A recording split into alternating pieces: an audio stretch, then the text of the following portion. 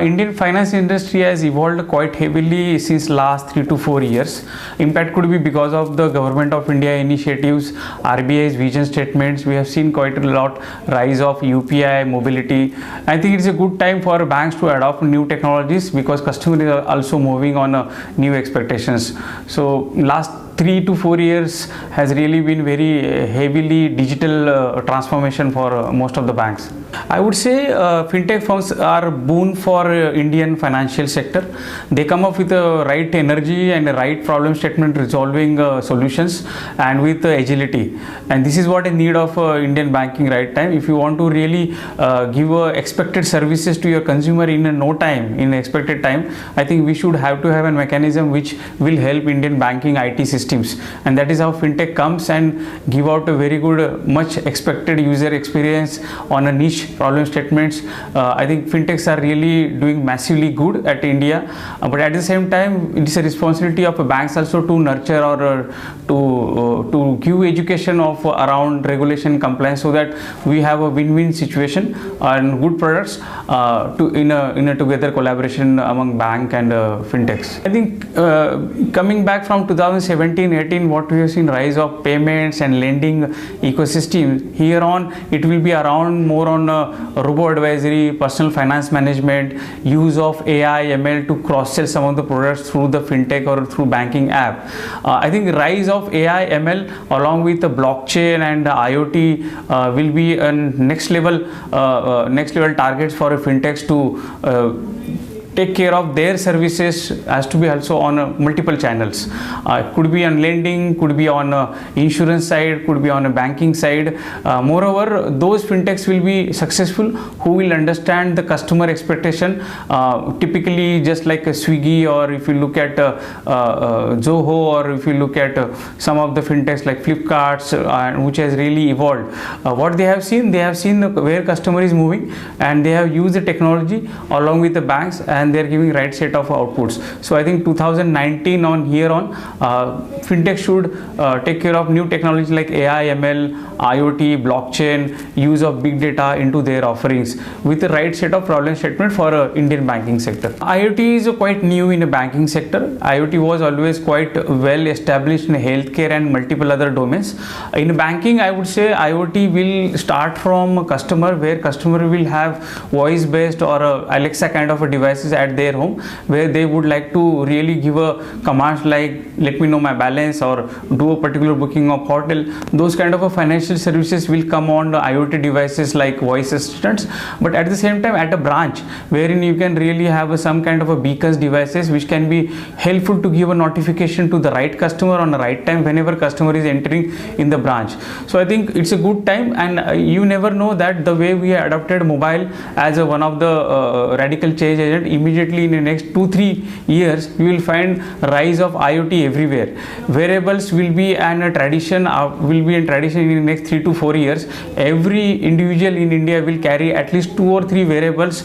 He wants it or he doesn't want it. That's how the trend would be.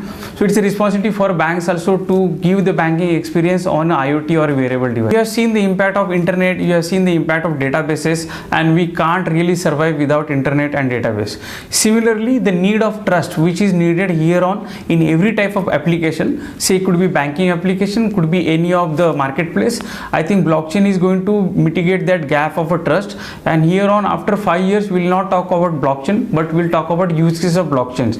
Inherently, the way database is integral part of all of our application, blockchain is going to be integral part of each and every application. So it's a right time for every bank to nurture their ecosystem, to create a governance structure at their banks, or to adopt some of the startups who are experimenting around the blockchain, or to go for a very good blockchain company like Infosys or IBM's and keep on creating a consortium for a right use case. So I think after 5-10 years we will not talk about blockchain, we will talk something around use cases of blockchain. So this is the right time to nurture your people and the skill set on a blockchain, to help startup fintechs or big companies to mature the technology itself.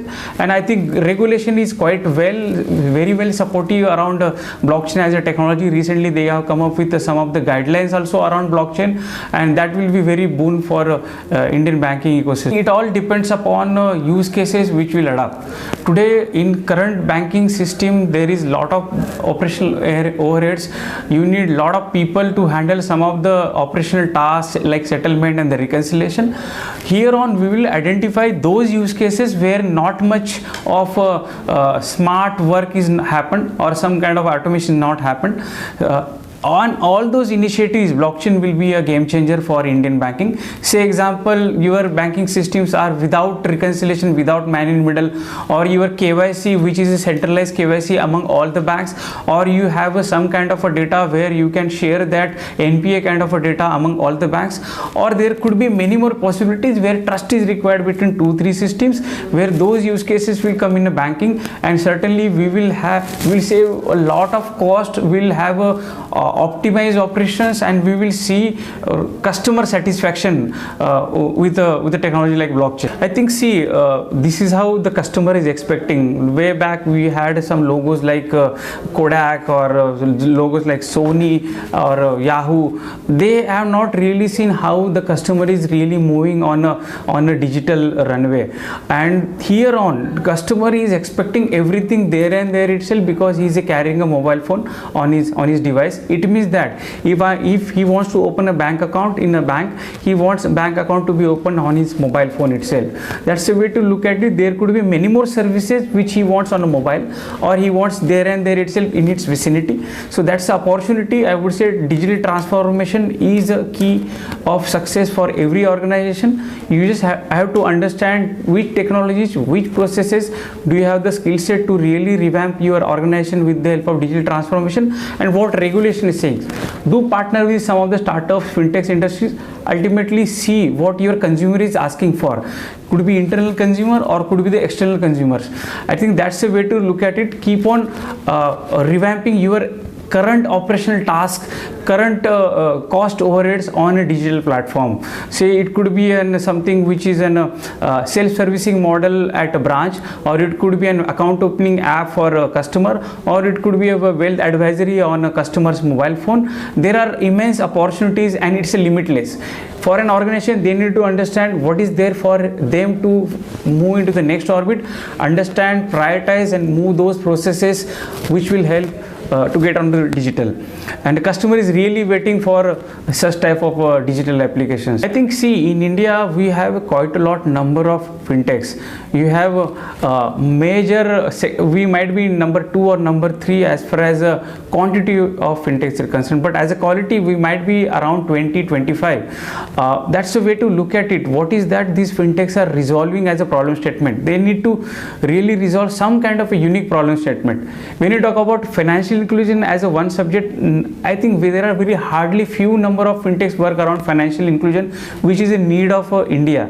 If you really move from tier 1 cities or mega cities to the tier 2 or tier 3, there you will find less of infrastructure, less of bandwidth of internet, and there if you really bring on those kind of a payment apps which are really running in those kind of a limited bandwidth, that could be the innovation. I think most of the fintechs move around some of the things like payments, lending, and so on. They need to really come up with very good unique innovations around health tech, education tech, IoT tech, or could be on a fintech. So that is how I look at fintech should really come up with a unique experience that gives a liberty for investors and the banks to really invest on them and give a right set of output for customers.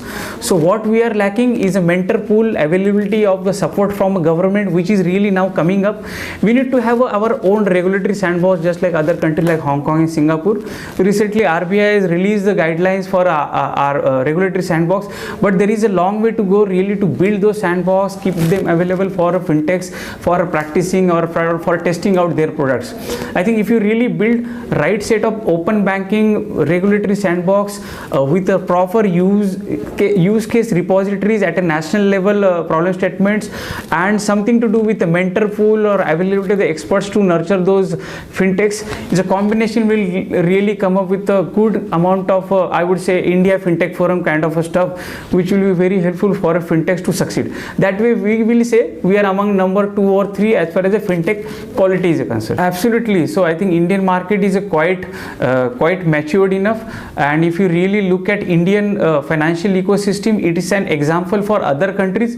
People do come here and ask how UPI is being implemented, how Aadhaar is being implemented. There are quite a lot IPs of Indian ecosystem which is being implemented by Indian companies, and that's a way to really see how we will keep on doing quite a lot number of innovations here on when we are on this mobile ecosystem, or we are on this UPI ecosystem, or we have so many number of channels to do the transaction.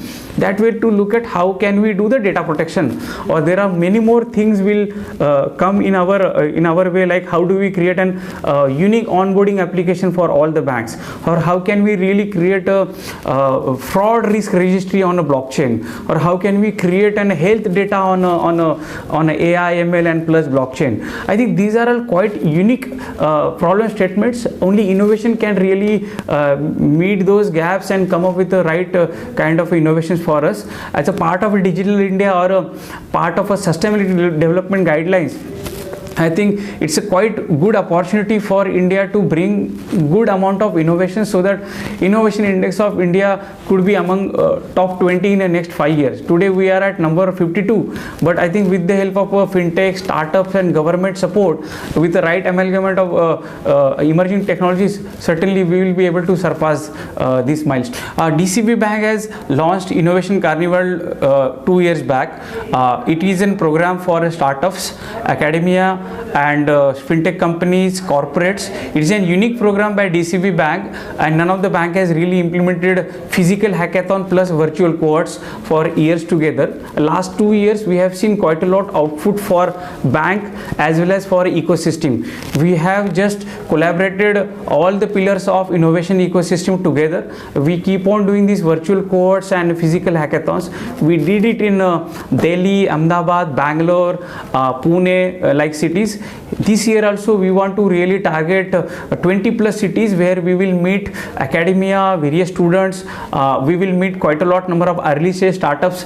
We will have a certain programs in this Innovation Carnival 2.0. We will start with Delhi, where we have Innovation Carnival Expo.